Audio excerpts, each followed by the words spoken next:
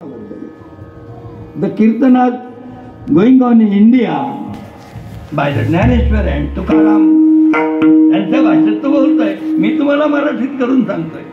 50 वर्षापूर्वी माझ्या वाचनात अशा बऱ्याचशा गोष्टी गेलेल्या आहेत. मला इंग्रजी वाचनाचा खूप छंद आहे आणि त्यामुळे काही गोष्टी मी लिहून ठेवल्या.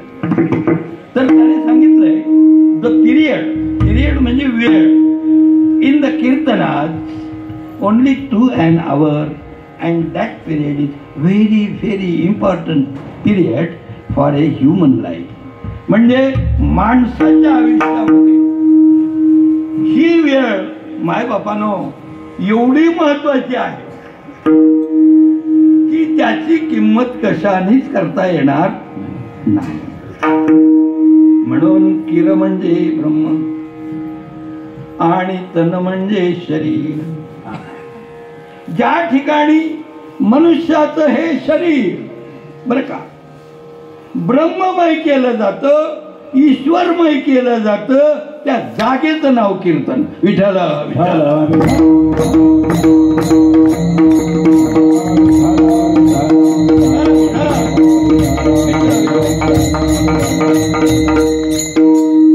आता एक संकल्पना सांगतो.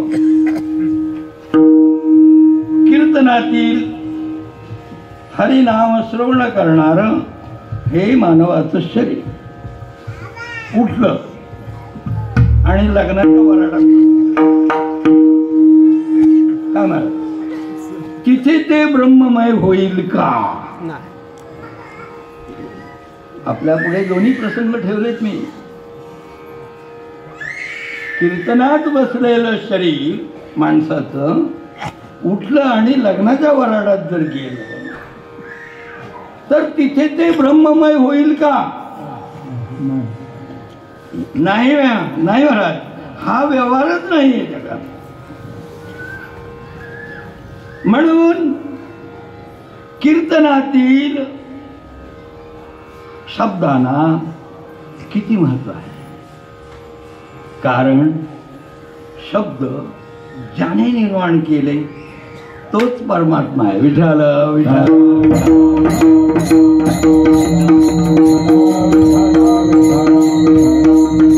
नाश केला शब्द ज्ञाने अर्थे लोपली पुराण.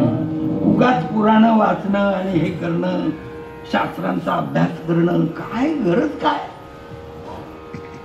अगं सगळी शास्त्र काय म्हणतात?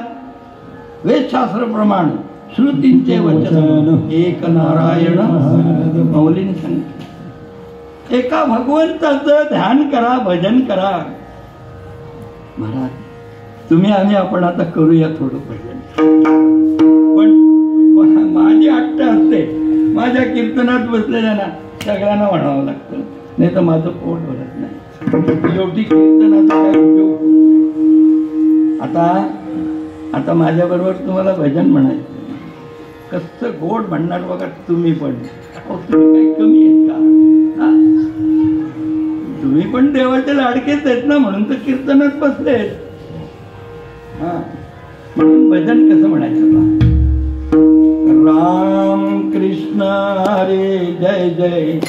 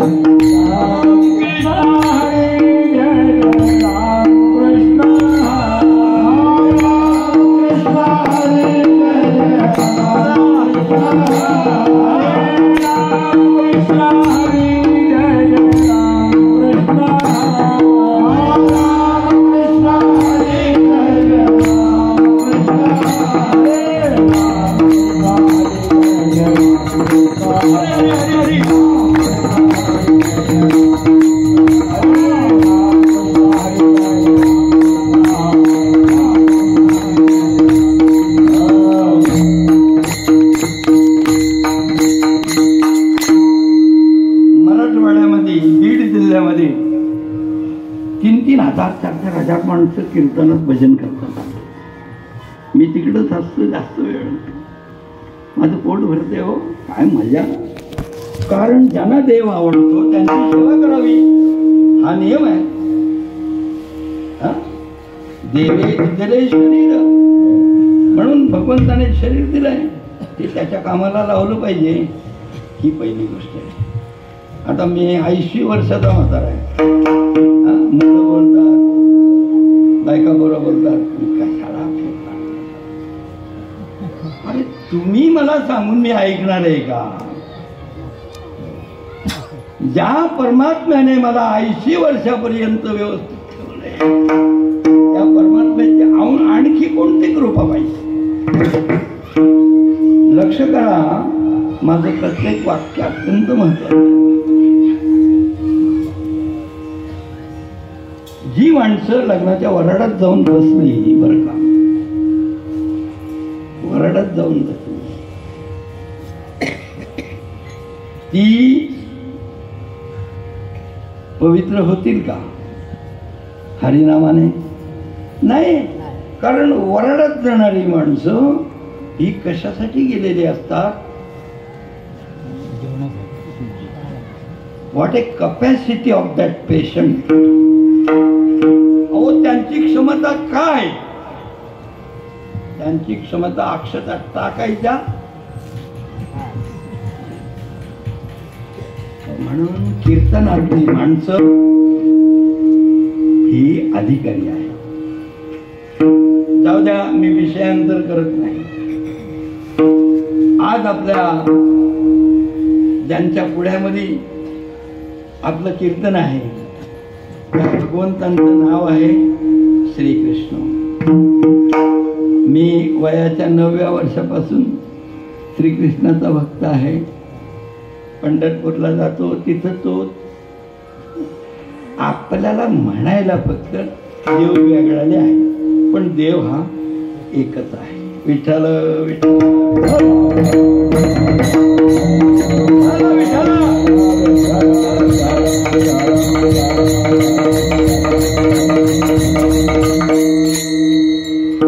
आता पहा,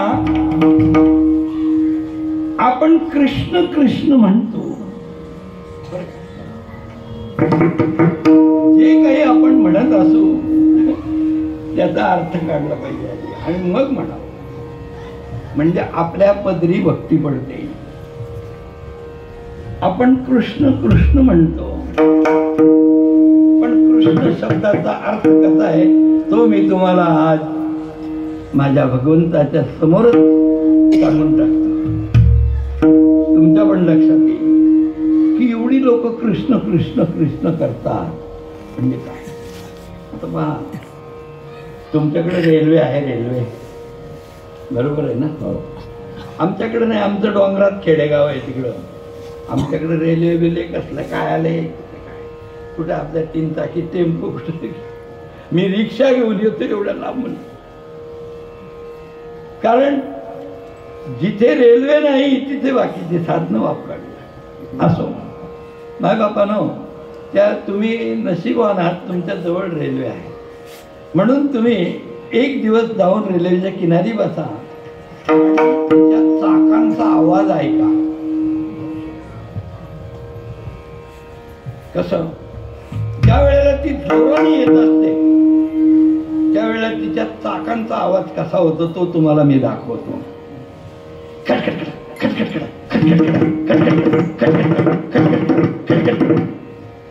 म्हणजे प्रत्येक सांध्यावर ते चाक आपटतात आणि त्याचा आवाज येतो. जसं जसं कळंबोळी स्टेशन, पनवेल स्टेशन जसं जवळ येईल तसा तसा तो आवाज हळू होतो. आता तो दाखवतो. खटखटा खट खट खट्टा खट्ट खट्ट खट्टा खट्ट खट्ट खट्ट. थांबली गाडी.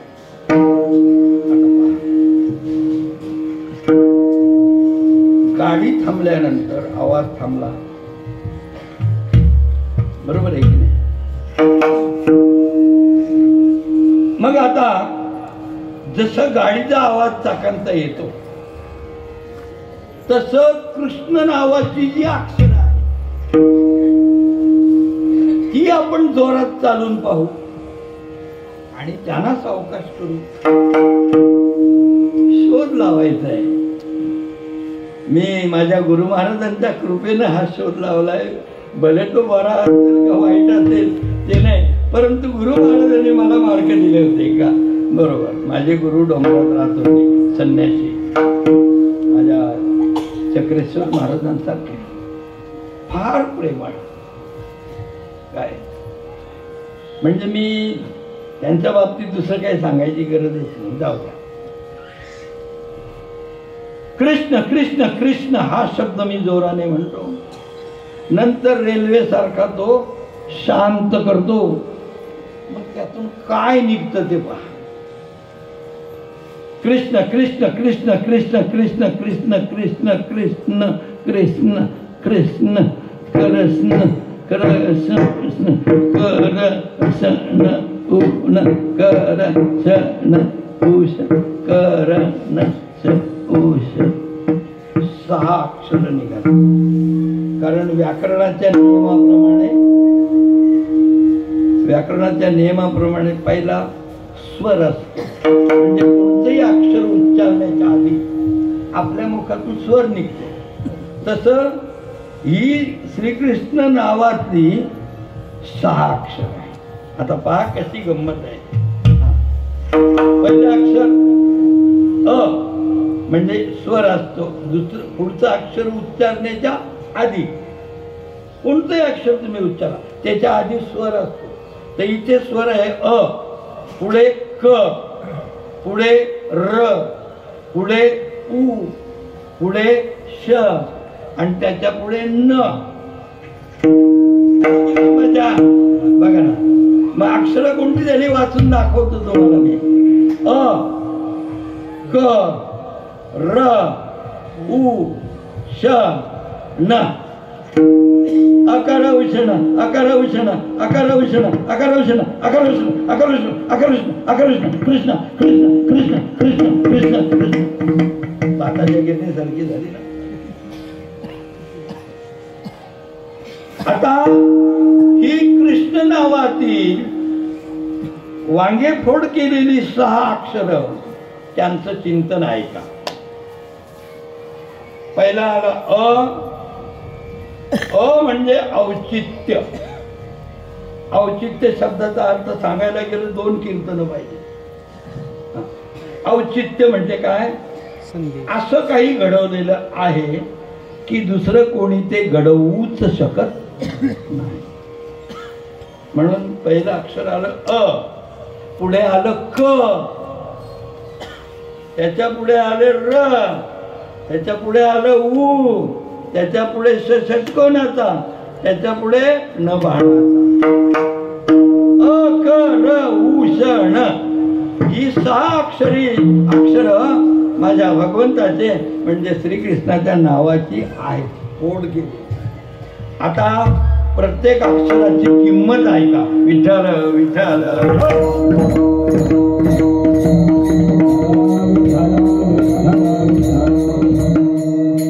म्हणजे औचित्य. काळजीपूर्वक श्रवण करा. अ म्हणजे औचित्य. दुसरं अक्षर आहे क. क म्हणजे कर्तुम शक्ती. तिसरं अक्षर आहे र. र म्हणजे रश्मी. चौथं अक्षर आहे उ. उ म्हणजे ऊर्जा. 5वं अक्षर आहे श. श म्हणजे शक्ती. आणि शेवटचं अक्षर आहे न. न म्हणजे नैतिक अधिष्ठान.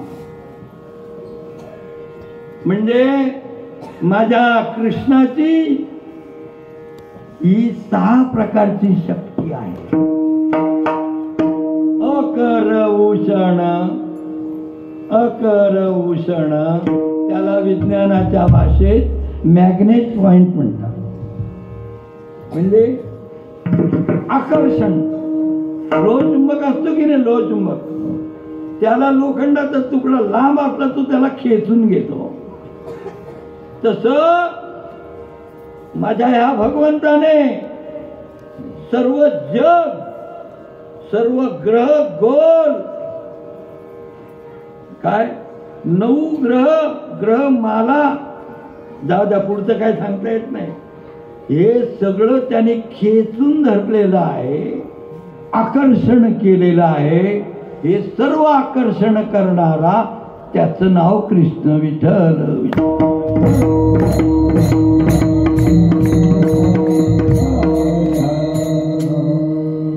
ज्या वेळेला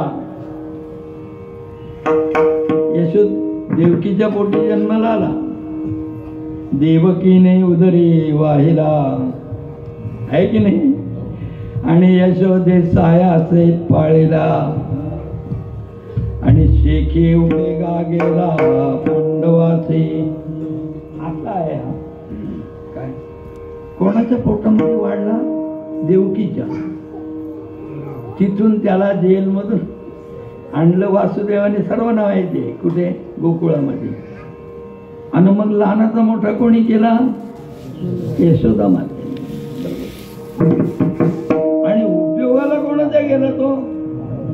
शेखी उपेगा गेला पांडवाचे. पांडवांच्या उपयोगाला गेला. असा हा भरकटलेला देव कुठं जाईल ना काय करील त्याचा पत्ताच नाही. म्हणून आपण आता थोडस त्याचं चिंतन करू बरं का. विठ्ठल विठ्ठल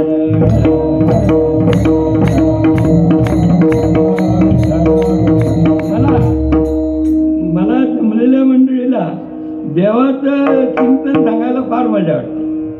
दुसऱ्या कीर्तनात काय सांगायचं आहे? गमती जमती,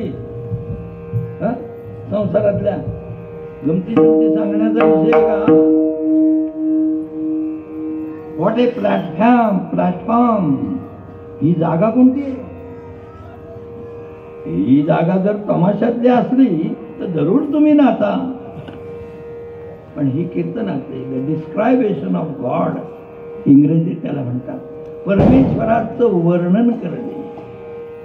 आणि म्हणून माझ्या भगवंताचं वर्णन करताना मला फार आनंद. विठ्ठल विठ्ठल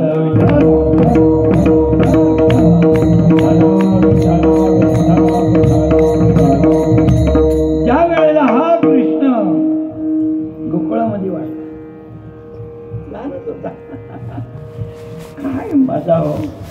नुसतं 2 मिनिटं जरी चरित्र देवाचं पाहिलं ना तरी समजा आजचा दिवस आपला सुखाचा गेला. लहान होता श्रीकृष्ण, पण तो जर बाजूला झाला तर यशोदा मातेच्या डोळ्यातून अश्रू धारावा.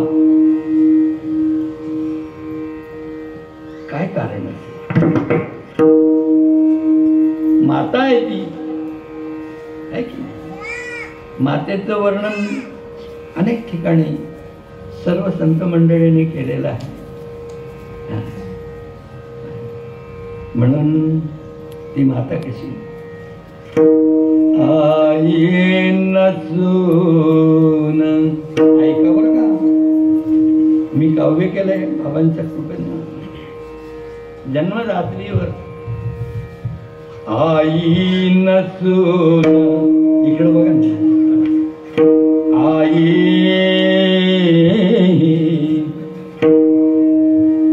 आई नसून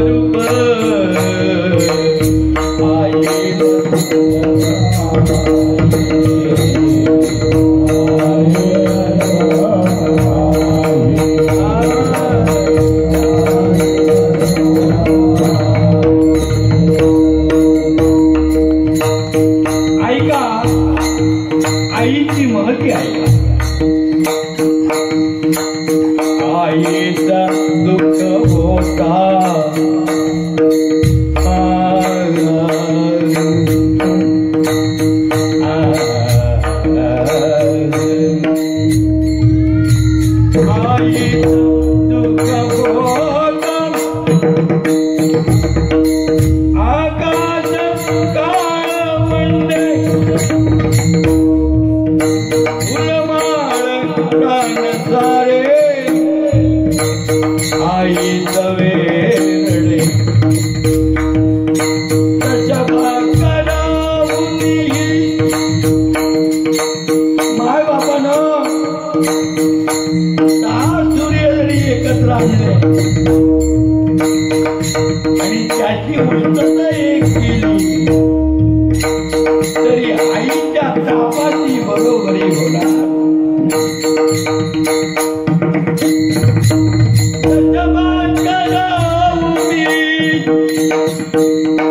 आई तुम्हारी ताप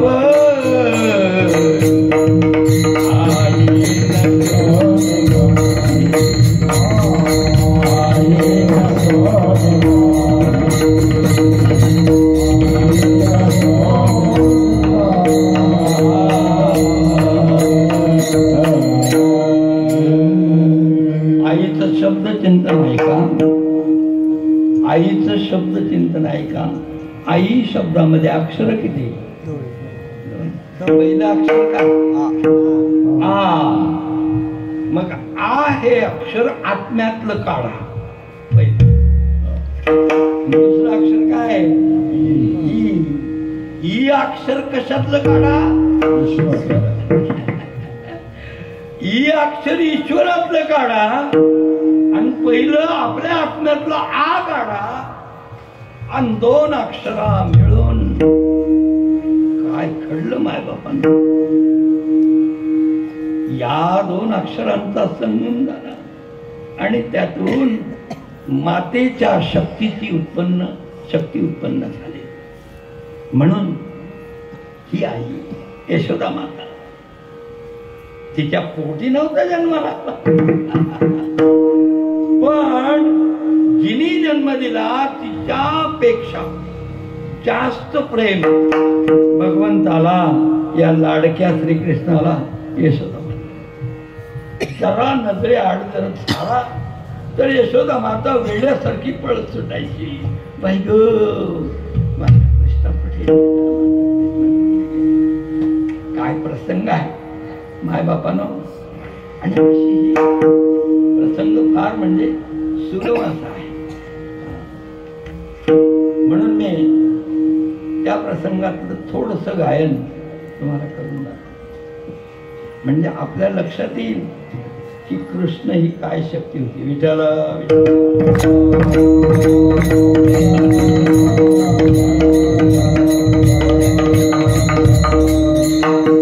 तुमच्या नशिबाने मी 18 वर्षाचा असताना लताबाईंच्या अकॅडमी मुंबईला त्यावेळेला जे सूर घेतले ते मी सूर केले. थोडे थोडे मला काही जास्त नाही मिळालं तिथे, थोडे थोडे मिळाले. पण ते सूर मी आज आयुष्यभर कीर्तनात वापरतो तर मला खूप आनंद मिळतो, भक्तीचा ब्रह्मानंद मिळतो. मायबापांना असो अशा प्रकारे ती यशोदा माता आणि श्रीकृष्णाच्या प्रेमात. आता सूर घ्या राजू, फक्त स्थायीला धूमच वाचायचा, मुखडा मारायचा नाही. गोकुळच्या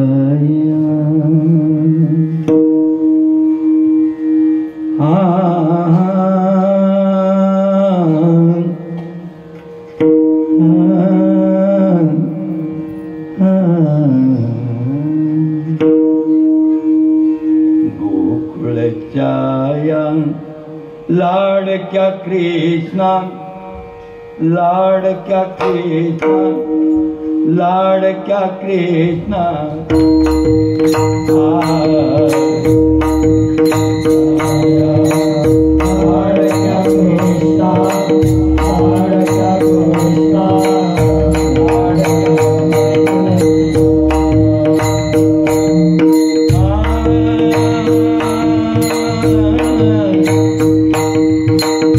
कोण तुला कोण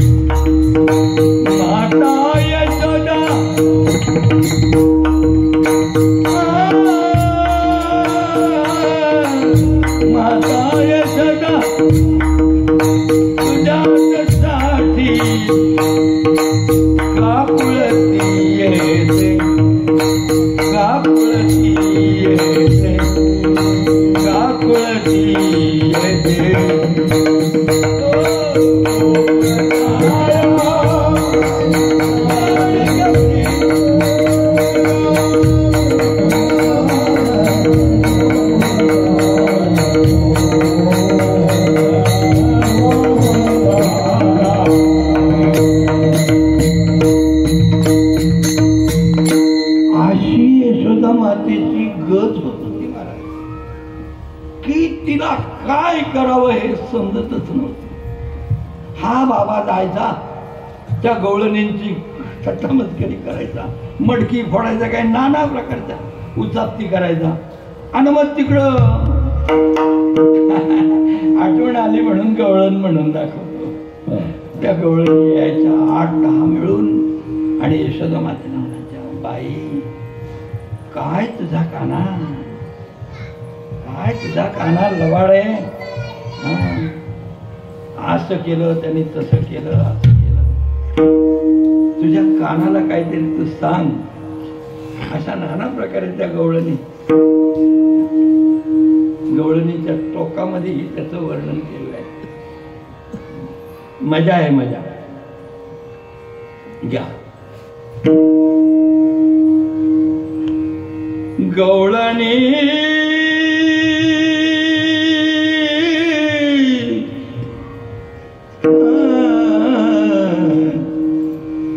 गवळणी सांगते गाणी, रात्री ग बाई हो, रात्री ग बाई हा, रात्री ग बाई आला कधी रात्री ग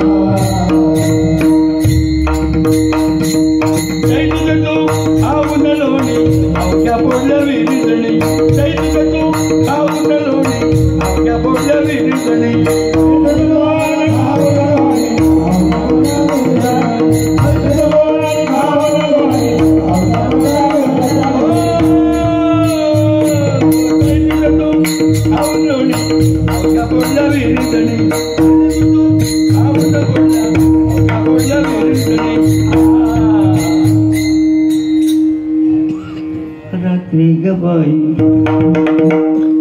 हो, रात्री ग बाई,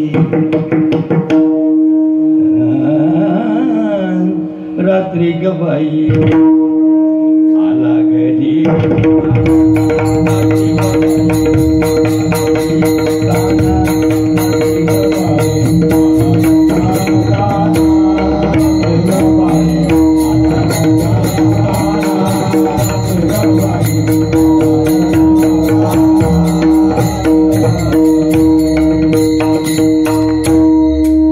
देवाचे देऊळ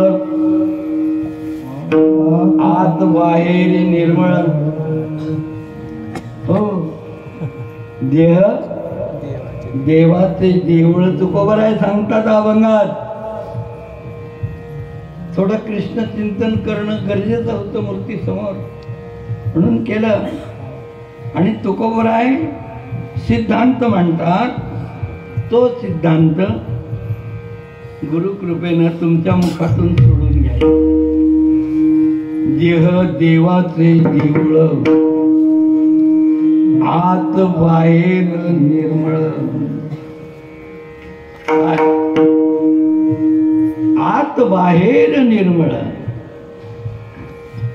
मग हे देऊळ कसं आहे? निर्मळ आहे हो, कारण बनवलंय कुणी. प्रश्न बरोबर आहे ना?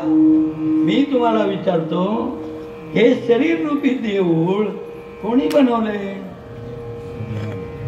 Who is the owner of, means who is the producer of this body? इंग्रजीमध्ये असा प्रश्न आहे की या शरीराचा निर्माता कोण? दिला देह भजना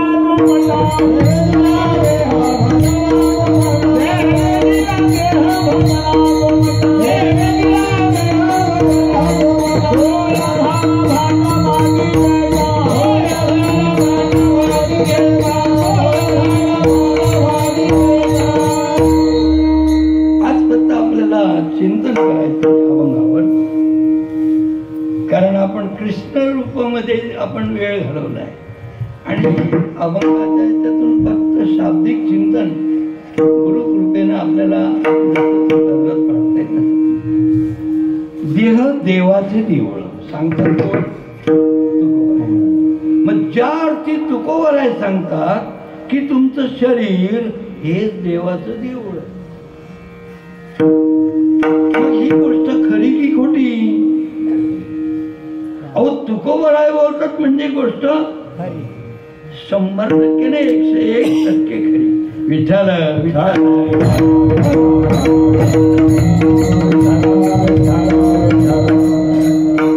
पण महाराजांच्या बोलण्यामध्ये मोठा विरोधाभास आहे. त्यांचे शब्द आपण अख्खं आयुष्य घालवलं तर एका अभंगाचा अर्थ आपल्याला करता येणार नाही. आपण कसले अर्थ करणार? आपण पोट लागली, भूक लागली की जेवण करणारी सामान्य जीव आहोत. आपल्याला किती ज्ञान असून म्हणून या ठिकाणी शरणागती पत्करावी लागते. तुकोबराय सांगतात, हे मनुष्या, तुला जे शरीर देवाने दिलं आहे ते देवाचं देऊळ आहे. एका बाजूला तुकोबराय हे सांगतात. आता दुसऱ्या बाजूने समर्थ रामदास काय सांगतात ते ऐका, म्हणजे तुम्ही तुलना करू शकाल. कारण हा विषय मोठा कटकटीचा आहे हो. आता तुकोबराय सांगतात तुमचं शरीर देहाचं देऊळ आहे, वाद नाही, मान्य आहे. पण समर्थ काय म्हणतात ऐका, पाहता शरीराचे मूळ अरे यायचे नाही अमंगळ आणि रजस्वलेचा जो विटाळ यात जन्म यात अत्यंत दोष ज्या विटाळा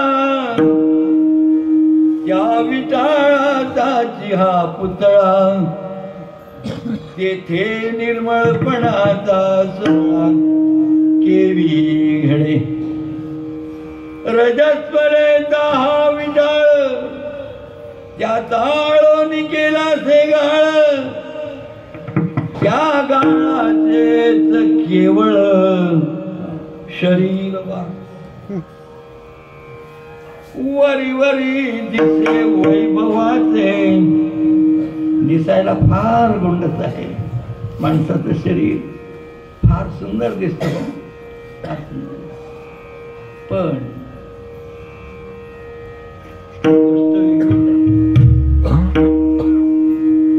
कसं तर ते दिसायला गोरं गोष्ट आहे, पण त्याची वृत्ती किंवा त्या शरीराचा जो गुणधर्म आहे तो वाईट आहे. विठ्ठल विठ्ठल.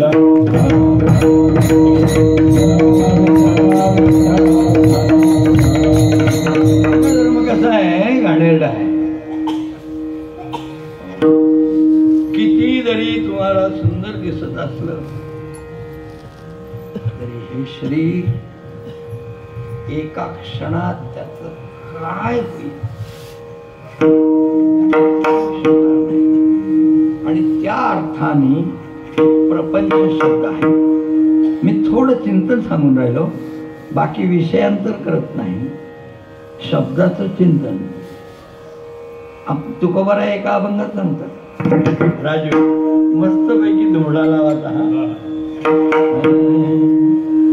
तुम्ही पण सर्वांनी बोलले तरी झालं.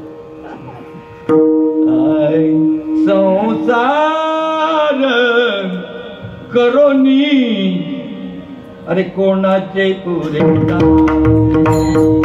संसार करोनी कोणाचे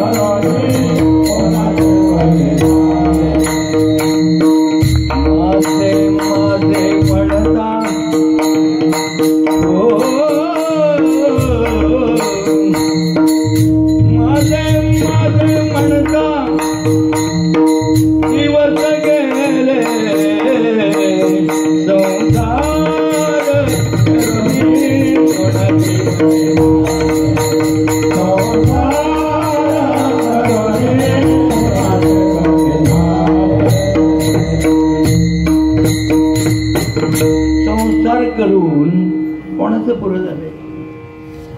संसार करून कोणाचं पुरं होत नाही. म्हणून मी तुमच्यापासूनच लपवीत नाही, माझ्या संत मंडळीपासून पण लपवीत नाही, आणि सर्वांच्या पुढे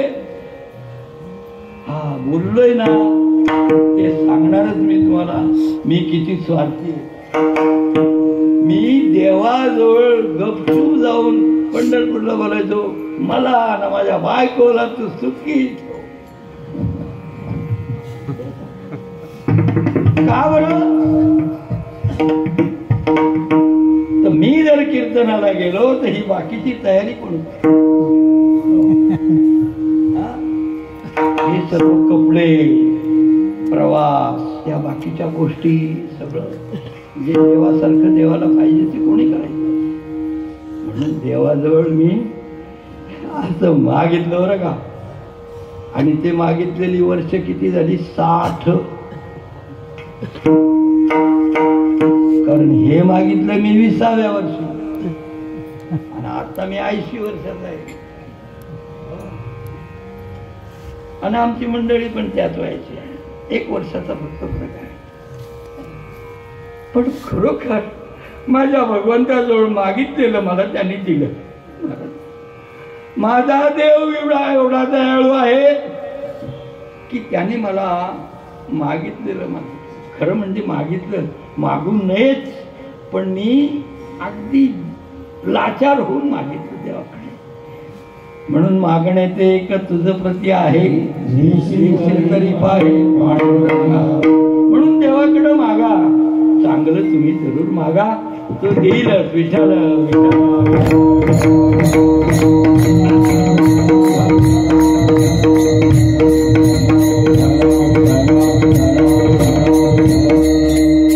चांगलं तुम्ही मागा ना.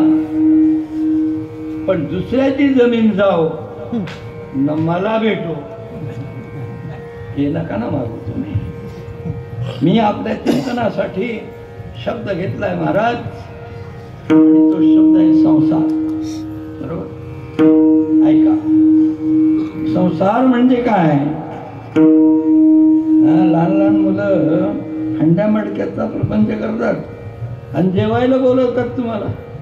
पाहुणे आले का जेवायला, आणि जेवायला जाऊन पाहुणे मांडी घालून बसले की त्या संसारातल्या लहान लहान मुली काय करतात? सगळ्या खापऱ्यात ठेवतात पुढं, आणि त्यांना म्हणतात ताट ठेवली, आणि त्या प्रत्येक खापरीमध्ये माती टाकून द्यायची, भात वाढला. मग त्यांच्या संसारात आपल्या संसारात काय फरक? काही फरक नाही.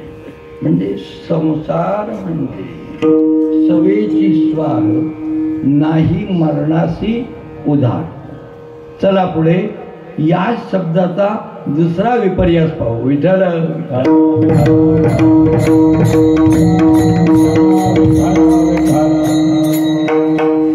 संसाराला दुसरा शब्दही माहिती आहे. काय काय म्हणतात? अगदी सर्वांना माहिती. काय म्हणतात? प्रपंच. बरोबर बोलणे. आता इकडे गंमत पहा, माऊलीने सांगितलं की प्रपंच हा शब्द आहे. मग आता त्या प्रपंच शब्दाची वांगफोड करायची. वांगफोड म्हणजे काय? त्याच्यामध्ये काही अक्षर जोडलेली आहे, ती खटाखट बाहेर काढली. आता पहिलं अक्षर प, त्या प ला शेंडी फोडली रची. बरोबर? आता गंमत आहे का? तो प्र झाला. बरोबर? पुढे प, दुसरा प, त्याच्यावर शून्य, आणि पुढे चमच्याचा. 3 अक्षर झाली. परंतु शास्त्रीय दृष्ट्या ही अक्षर 4 आहे. कसं? तो पहिला प आहे आणि त्याला जोडलाय तो र अर्धा आहे. पण तो जरी अर्धा असला तरी मुखाने तुम्हाला बोलावा लागेल. मग पहिला काय झालं पहा, पर. आता चला दुसऱ्या शब्दाकडे जाऊ. पंच. पंच शब्द काय दाखवतो? 5, 50, 5,000, 5 लक्ष, 5 कोटी, 5 खरव, 5 निखरव, 5च्या पटीमध्ये किती पण मोठी संख्या, तिला पंच म्हणतात. आता परत मागे येऊ. पर, मग पर या शब्दाचा 2 शब्द झाले की नाही. एक पंच आणि आधी पर. पर म्हणजे पंख. पटलं? पर म्हणजे पंख. आता व्याख्या ऐका. ज्याला तुके कोट्यावधी पंख आहेत रे. कोट्यावधी किती पंख. ज्याला कोट्यावधी पंख आहेत रे, त्यातील कोणत्या पंखाने उडून जाईल रे, त्याचा नेम नाही, त्याच नाव प्रपंच. दिसायला फार गोड आहे. संत सांगतात प्रपंच करावा नेटका, असो न द्यावा फाटका, परी अंतरी असावा चटका परमार्थाचा. प्रपंच तुम्ही करायचं ठरवलं तरी प्रारंभाने करू दिला पाहिजे तुम्हाला, बरं का. एका ठिकाणी एक लग्न होतं, तर लग्न जुनी गोष्ट, पण दोन्ही पार्टी श्रीमंत होते आणि माझा आणि कीर्तनच तिकडे होतं औरंगाबादकडे त्यावेळेला. म्हणजे 40 वर्षापूर्वीची गोष्ट आहे.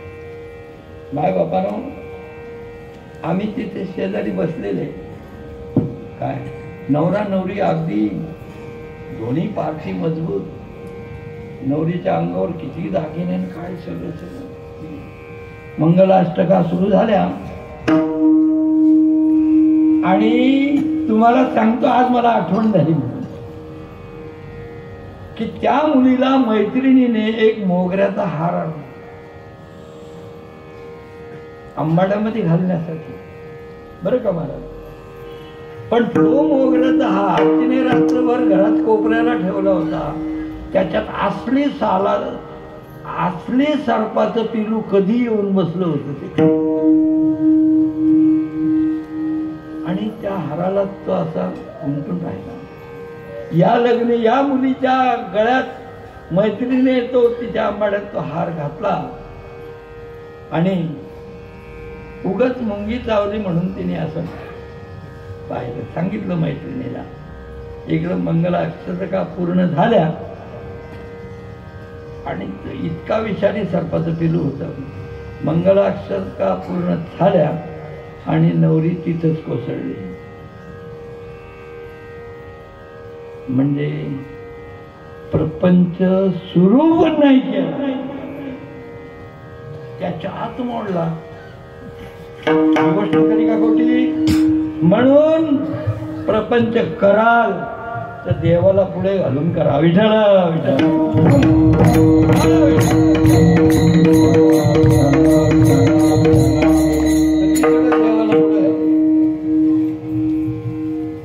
भले तुम्हाला नाही करता आलं, नाही पंढरपूरला जाता आलं, नका जाऊ. नाही कीर्तनाला जाता आलं, नका जाऊ. पण आपलं अंतःकरण जे आहे ते शुद्ध ठेवा. आणि ईश्वर भक्ती म्हणजे काय? फार मोठाली शास्त्र आणि अभ्यास म्हणजे ईश्वर भक्ती नाही. ईश्वर भक्ती सांगण्यासाठी तुम्ही मला कधी आणा कीर्तनाला, मी तुम्हाला भक्तीचा मार्ग सांगेन की ईश्वर भक्ती कशी असते. मायबापांना तिच्यासाठी काहीच करावं लागत नाही, ती आहे तशीच. फक्त काय करायचं का या देहातून मी नावाचं जे अक्षर आहे तेवढं घालून टाकलं की राहिलं ते ब्रह्म. विठ्ठल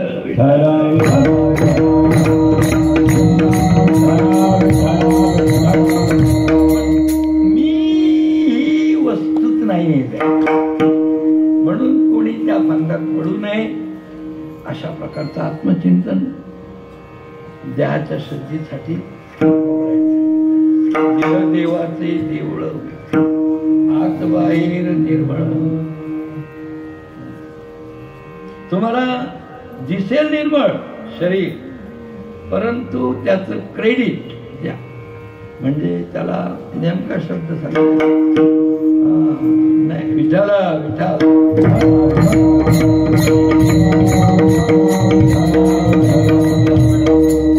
त्याचं मूल्य जे आहे, म्हणजे त्याची किंमत जी आहे ती शून्य आहे. शरीर दिसतंय पण त्याची किंमत शून्य.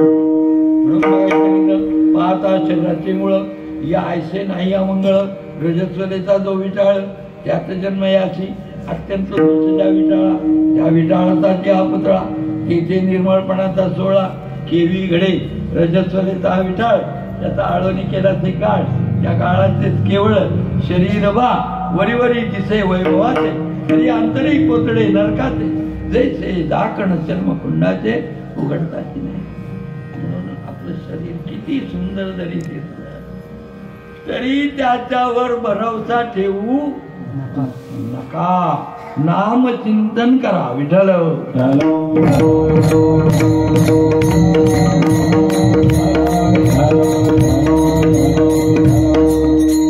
देवाचे देऊळ आत बाहेरी निर्मळ, निर्मळ आत बाहेरी निर्मळ. सत्य हीच माझी वाचा, देव माझा मी देवाचा. बस. दुसऱ्या चरणात तुकोबरायने सांगितलंय प्रत्येक माणसाने काय करावं, हे दुसरं चरण. देव माझा मी देव, देव माझा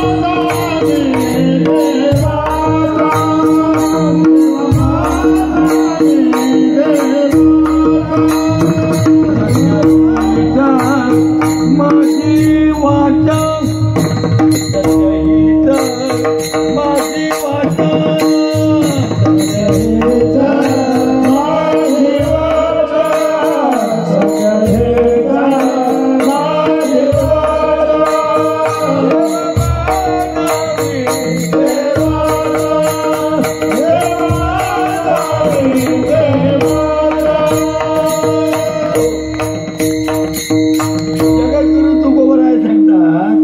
देवाला मी पाहायला गेलो.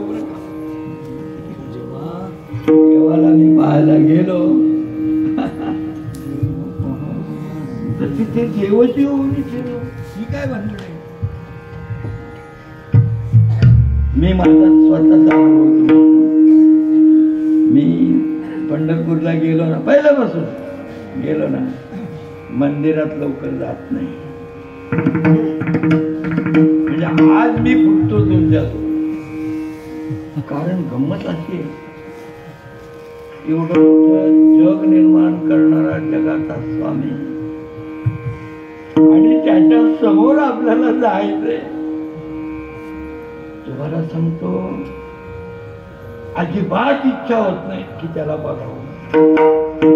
पहिल्यापासून मग मी काय करतो, मंदिराच्या बाहेर पहिल्यापासून बरं ते वारी नाही काय नाही, कोणत्या पण वारी जायचं देऊला, आणि कोणत्या पण वारी वार नाही तिथी पंढरपूरला, कोणत्या पण वारी अजूनपर्यंत. आणि जायचं ना नामदेव पायरीच्या पुढे तिथे बसायचं, देवाची पायरी बघत आहे. कारण गंमत अशी आपण सामान्य जीव आहोत आणि देवाला ह्या डोळ्यानं बघायचं धाडस काय करावं. कारण माझी गंमत अशी होते की मला धरायलाच माणसं लागतात लगेच. कारण मी लगेच पडतो, एवढा रडतो मी. आणि मग त्यामुळं मी आजपर्यंत गेला, सुरुवातीला घेतलेलं आहे दर्शन, पण नंतरच्या काळामध्ये देवाला आपलं कळसालाच थांबलं. कारण देवाच्या समोर जायची हिंमत होत नाही. पण त्याच्या मागे आपला एक फायदा होतो, त्या वेळेला आपण असं करतो ना, त्या वेळेला देव आपल्याला स्वप्नामध्ये नेहमी येऊन भेटतो.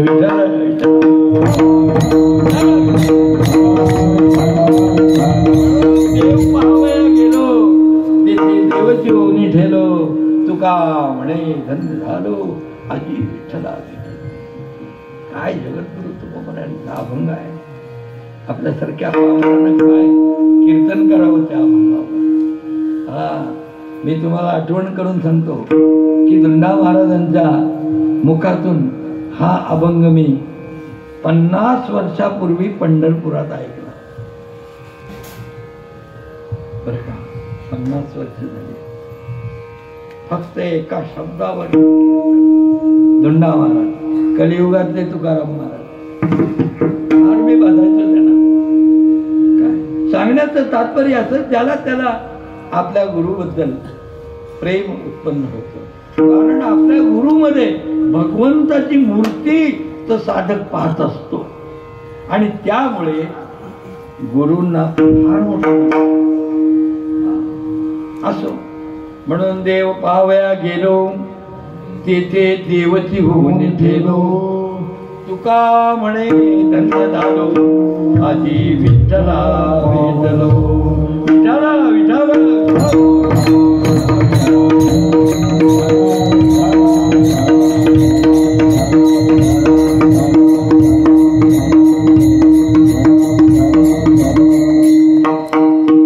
देव पाहावया गेलो तेथे देव जीवनी ठेलो. देव शब्द थोडं चिंतन सांगतो आपल्याला. वेळ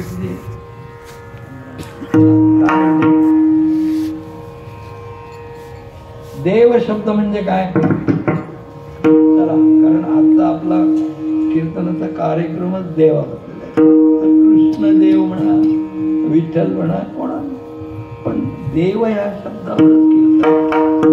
आपल्याला बाजूला जाऊन अजिबात जमायचं नाही, नाही तर मग आजचं कीर्तन आपल्या पदरी पडायचं नाही. तुमच्या पण नाही, माझ्या पण नाही. नित्य नेम नामी ते प्राणी दुर्लभ लक्ष्मी वल्लभ. हरी कीर्तनात माझ्या 65 वर्ष कीर्तन सेवेत मी विनोद कधीच केला नाही. कारण तुम्हाला कळतं ना, कारण कीर्तनाची वेळ 2 तास. ते कीर्तन उभं करण्याकरता त्या मंडळाने किंवा त्या मालकाने केवढा प्रचंड खर्च केलेला असतो. केवढा प्रचंड खर्च, टाळकरी किती, वादक किती ना, माणसं किती ना, भोजन किती ना, काय एवढ्या मोठ्या तपाचं. आणि तो 2 तास कीर्तनाला महाराजांना.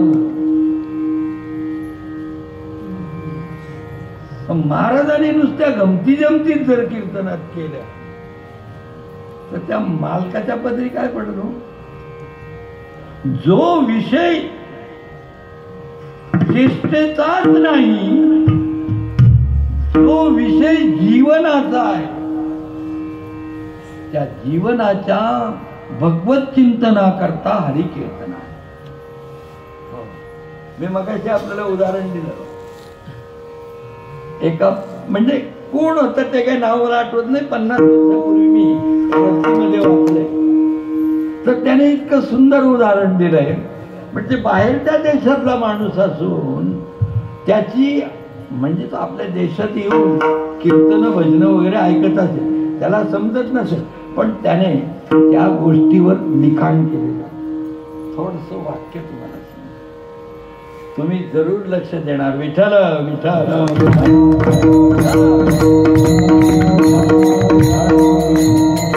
त्याने एक असं वाक्य लिहिल्यावर किती मजेशीर आहे पहा. म्हणजे त्या लोकांना सुद्धा पुरावा द्यायची हौस आहे. त्याने असं लिहिलंय, वरच्या वाक्यात काय लिहिलंय मी तुम्हाला नंतर मराठीत करून सांगतो पहा. Electricity department completed a one important meter in every home. हे झालं वरच्या वाक्यात. म्हणजे विद्युत खात्याने प्रत्येकाच्या घरात एक एक मीटर बसवलेला आहे. ऐका बरं का. नंतर खाली म्हणतो 2 नंबरच्या वाक्यात, the one man of department comes and takes the reading only wait away. खात्याचा एक माणूस येतो महिन्याचा सरते शेवटी आणि रिडिंग घेतो आणि जातो, चहा सुद्धा घेत नाही. ही 2 वाक्य झाली. आता या 2 वाक्याचा मधी त्याने असं म्हटलेलं आहे, मला थोडासा इंग्रजी वाचनाचा छंद असल्यामुळे माझ्या त्या हाती लागलं, रद्दीच्या पेपरमध्ये होतं आणि त्याला 50 वर्ष झाली. आता खाली काय त्यांनी मध्ये काय लिहिलं बा, ॲज द ओव्हर रिफरन्स, म्हणजे वरच्या संदर्भाला तुम्ही गृहीत धरा की वरचं जे सांगितलंय ते तुम्ही ध्यानात ठेवा आणि ते कशासारखं आहे ते खालच्या, आता खालच्या याच्यात काय लिहिलंय ना ते तुम्हाला दाखवतो. विठाला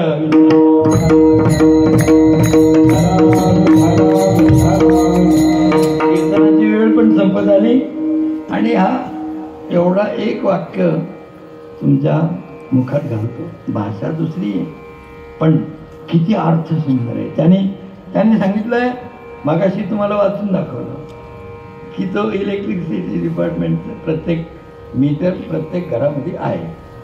मग त्या मीटरचा उद्देश काय तो आपल्या लक्षात येतो ना की त्याच्यात जे रिडिंग पडते त्याच्यावरती खातं आपल्याकडून पैसे वसूल. तसं मग त्याने सांगितलंय ॲज ए ओव्हर रिफरन्स, म्हणजे वरच्या संदर्भाप्रमाणे जसं इलेक्ट्रिसिटीने केलंय तसं गॉड हॅव कम्प्लिटेड. नक्की ऐका बरं का नीट. मी अगदी जीव तोडून सांगतोय तुम्हाला, चित्ताचे कान करून ऐका. God have completed a one important meter in the body of every man. प्रत्येक मनुष्याच्या छातीमध्ये इन द चेस्ट पॉइंट एक महत्वाचा मीटर बसवलाय and it's called a heart, आणि त्याला म्हणतात हृदय. आता पुढे ऐका खाली काय म्हणतात, ऍट ए लास्ट टाइम, म्हणजे at a season of death, मरणाच्या हंगामामध्ये म्हणजे शेवटच्या वेळेला God takes only the cassette of south. देव काय करतो, ती त्याच्या छातीत जी कॅसेट ठेवली ती कॅसेट तेवढी आत्म्याची काढून घेतो आणि खोखा टाकून मग आयुष्यभर आम्ही काय केलंय त्याचा रिपोर्ट कुठे गेला. पटलं का तुम्हाला? पटलं नसेल तर परत सांगतो मी.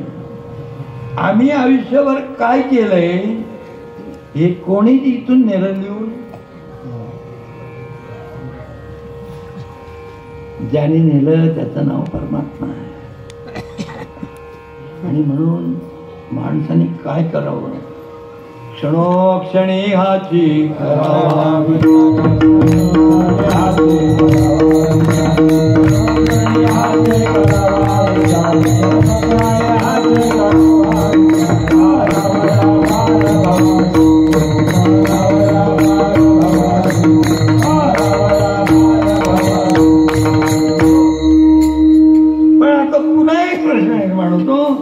की हे तुम्हाला कोणीही सांगणार आपुले आपण. म्हणून हे ज्ञान व्हॉट ए ग्रेट नॉलेजमेंट, फार मोठं ज्ञान. We may be take only in कीर्तना. आम्ही हे ज्ञान बाजारात कुठे मिळत नाही, आम्हाला कुठे मिळत नाही. संतांच्या कृपेनं हरी कीर्तनामध्ये तेवढं ते मिळतं, बाकी अन्यत्र नाही. कीर्तनावर अजून 3 कीर्तनं होती, एवढा मोठा भाग असतो तो. मी आता इथे थांबतो कारण आपला रिपोर्ट तिकडं कसा जातो हे तुमच्या लक्षात आलंय. म्हणून आपण त्या रिपोर्टमध्ये काय केलं पाहिजे विठोबार